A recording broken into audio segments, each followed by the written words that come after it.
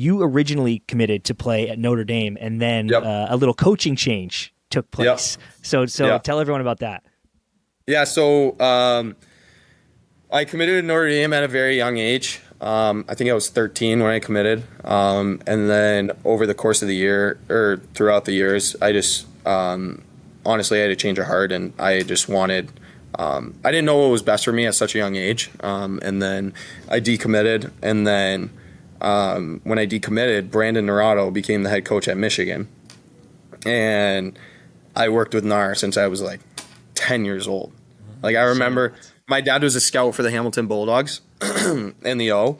And so I would be like the little kid up in like the scouts box, like munching on my popcorn, like just talking to all the scouts, like talking to Division I scouts at 10 years old. Like, I'm like, hey, like, who are you? Like, what's your name? Like, I was just the little shit running around. Like, and they, and so Brandon Naurato one day had, like, it's crazy to think about, because he just struck up a conversation with a little 10-year-old, and then he was like, oh, who's your dad?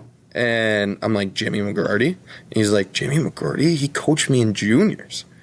And so I started talking to him. My dad and I ended up going to a hockey school called TPH. And then total package. Yeah, you were in there. Total package hockey. And so we were there for, I think, 5 years. And I worked with NAR. And then I would continue to work with him throughout the summers. And then I decommitted from Notre Dame, and he got the head coaching job at Michigan. Or he was coaching at Michigan. And I'm like, oh, this is a no-brainer for me. And like a couple of my best friends were going, like Luca Fantilli, Adam Fantilli, Gavin Brindley, Seamus Casey, Frank Nazar, like, and I'm like, all right, like 30 minutes from home with my best buddies. Like, this is a no-brainer. Dude, I have to know what, first of all, the idea of committing to a Division I program at 13 is such a clown show to me. Like, it's like slavery. Like, I don't think we should be doing that. What was the conversation like when you decommitted? Like, did you handle that? Did you call up the coach? Did your dad handle it? Like, no, I gave him a call and just let him know I wasn't going to Notre Dame. And then, because like I wanted it to be like a mature conversation, and like I didn't want to go behind his back, and like it's my decision that I'm making, so I'll face it head on and tell him. Yeah, which I respect, because you were a child. Like, hey. But I do wonder, you know, like everyone keeps tabs on everything. Like, I'm sure he saw the fact that for Naruto, sure Nar was going there. Yeah, Nar is now the coach. You've been working with him. You've been at the like he was probably like, "Fuck, we're gonna lose Rut here for sure." Honestly, when I decommitted at first, like it had nothing to do with Nar. Like I had no clue where I was gonna go, and then I started talking with my parents, and I'm like, well, how about Michigan? Yeah, and they're like, how about it? Like. And then it ended up happening. Pretty good spot. Good spot. You just named some names, and you guys had such an incredible 2 years there, right? You played with dudes who are several first-round draft picks, guys in the NHL right now. You go to 2 Frozen Fours, lose Quinnipiac in the first one, eventual champs, BC in the next one, 2 Big Ten championships, one you win, and you have an epic game in that one. That was sick. So was that experience everything you dreamed of? Yeah, honestly, the reasons I went to Michigan didn't end up being the reasons that I loved it. Like, obviously, the best friends reason was incredible, and NAR was great, but like, how I managed to like balance my life between school, hockey, best friends, like, and meeting new people, like that's something that I really wanted to do. Was just like my life was 100% hockey up to that point. Mm-hmm. And so, like, meeting the cool people at Michigan, like, meeting people from all over the world, the smartest people I've ever met in my life. Like, I'm in classrooms, and I'm like, shocker, I didn't get into Michigan off of academics. Yeah. I'll say it now. I didn't. And so I'm sitting in a classroom with people that are way smarter than me, but just, like, picking their brains about different things. Like, it's so cool because they're the best at what they do. And so there's a lot of similarities between sports, academics. Like, there's an in-between of like how hard you have to work, how hard you have to study, like the brain power behind it. Like, So like you can actually relate about like so much stuff, and it's so cool. And like I talk to people all the time still that I met at school, and like it is the best university in the world, hands down. I'm a little biased, obviously. No, dude, but, you're like, right. No, you're right. But like you're right. You're right. It is the coolest school ever, and like the guys I went to school there with like are gonna stand up at my wedding, and like I met like some just incredible people, and like being on that campus is second, like it is incredible, like incredible. Dude, I saw in an interview that you were like, you got there and you met like an art student, and he was like, I make art, and you were like, whoa. Like, Yeah. I've just been I'm in the dev program, dude. You don't like, play hockey? Exactly. Like I think it was either my first or second day, and we're like hanging out in South Quad, like the dorm, and like I just start shooting it with one of these guys, and I'm like, what do you do? Like the classic freshman. You're like, what? No, Dan Rutz is like, What's your what position do you play? You forward or D? So you forward D, you on the hockey team, like You're not a fucking goalie, you know, are you? there's 35,000 students that go here, right? Like it's not just hockey. Oh my God. I think that was the coolest part, is just like opening my eyes to the world and like how much there is in the world. Oh but my like God. I start shooting it with this guy, and he's like, I'm here on a full ride for art, and I'm like, holy shit, that's awesome, dude. Like, show me some of your paintings. Like, Yeah. like we have the next Picasso at the University of Michigan. Yeah. Was he a painter? Like, was he literally a painter? I don't know what he was. Oh my God. But, We gotta there's get so this much. guy's There's info. so much in art, but gotta like to track me, him like I just down. like painting, Yeah. and so I'm like, show me some of your paintings. Yeah. But it, like we didn't talk for very long, but it was It's super awesome. cool. Dude, I'm going to be honest. Getting a full ride on an athletic scholarship is pretty sick. Getting a full ride for being an artist is one of the biggest flexes I've Could ever you seen in my imagine? life. That Could you like imagine? imagine being so fucking fire in your high school art class that you get a full ride to Michigan. That You're is- just like, yeah. What do you do? What's your major? yeah. Yeah. Art. Art.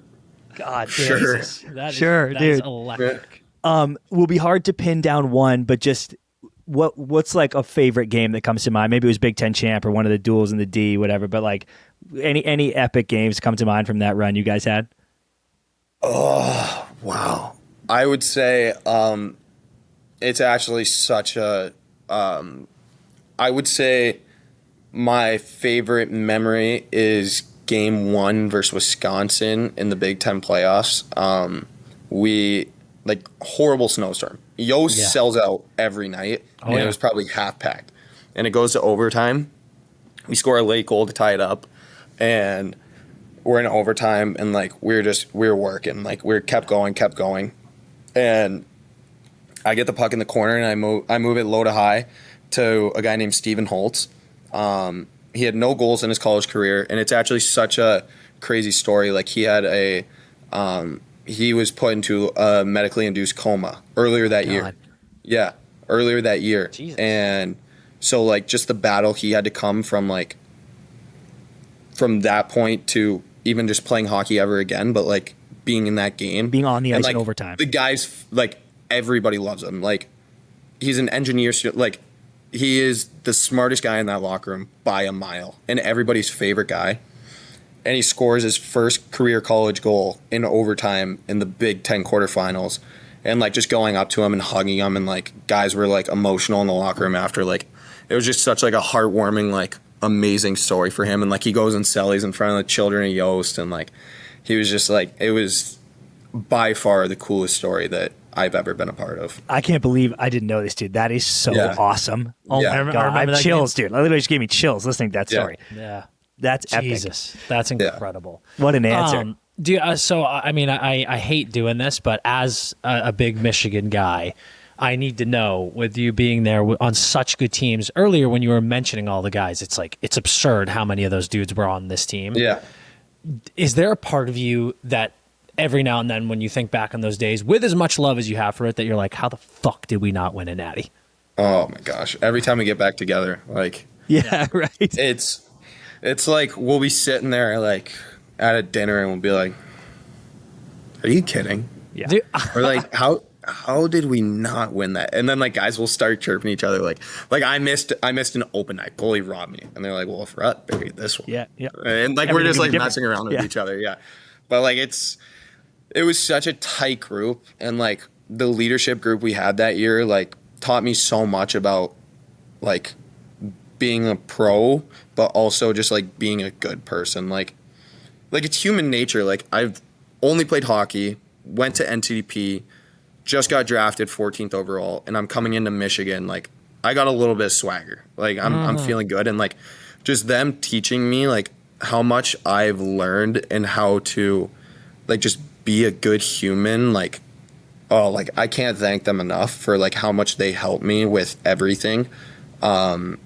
And just like, yeah, I can't thank them enough for how incredible they were. And I think that how tight we were, like it's a shame we didn't win. Yeah. And like good for Quinnipiac, like they had a really good team. But that freshman year, like we were so good and so tight. Like we, like after, like we come back on campus and like I remember like sitting there like crying with my captain, my 5th year captain that I didn't even know who he was before that year. And like now like I'm best buddies with him, still text him to this day. Like he's like one of the best humans, best captains in college. Like it was a shame we didn't win that year. Yeah, still epic, man. And then sophomore year was, I can't even, especially with cut. I know, cut dude. In my ear, I still hear about it. Well, I turned over the puck at the blue line for, I think it was the second goal, to Cutter, and like him and I will start chirping. And he's like, Cutter Gauthier steals the puck from Rutger McGroarty, and I'm like, here we go. Yeah, I don't understand how you guys are friends. If he brought that up, he'd be like, watch your fucking mouth. And Andy's better at golf, Dan. It's a fucking nightmare. Yeah. Like I know. And, well, they lost too, dude. They fucking blew it too. So whatever. Yeah, exactly. I have one more Michigan thing, unless you do too, Dan. No, it's going to be the same thing, and it needs to be discussed. Okay, please, if you can, because I understand that there's locker room shit, whatever. How did the Brock Flaw nickname come into existence? Brock Flau. Brock Flau, yeah. Flau. How did you pull that one? What a name. We got our sources, pal. We were, I think it was like summer, like, and I forgot what time it was, but like it was not in season. I think it was like 2 months before the season started, and like it was just a weekend where like everybody was in town, alumni, all the players, everybody, and we were sitting there late night, sitting on the couch chirping, and Brendan Bersan goes, "You're a mix of broccoli and cauliflower. You're Brock Flau," and like it was so dumb in the moment.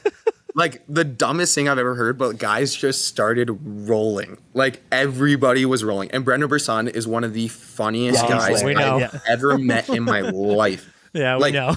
Incredible guy. And like, I do not have enough nice things to say about that guy. Like he is awesome. And he was rolling all night, had the guys rolling all night. And then that, like he closed off with that. And I'm like, all right. Well, sure, now it's stuck. And then it stuck. And now the boys shortened it to Flau. Okay. So guys would just be like, Flau. And it got to the point that season, it was before our sophomore year, where like Gavin Brindley like would be calling for the puck and he'd be like, Flau. Yeah. And I'm like, well, no one else is calling for the puck. Like, yeah, that's my boy for sure. Wisconsin isn't calling for the puck, calling me Flau. Like, I'm gonna trust that guy behind the back seam pass to Gavin Brindley. Yeah, it's like a under the radar code word. Like no one's gonna try to fuck with you, and they're saying Flau. You know that's your guy. Flau, find me now. Yeah. God, that is awesome.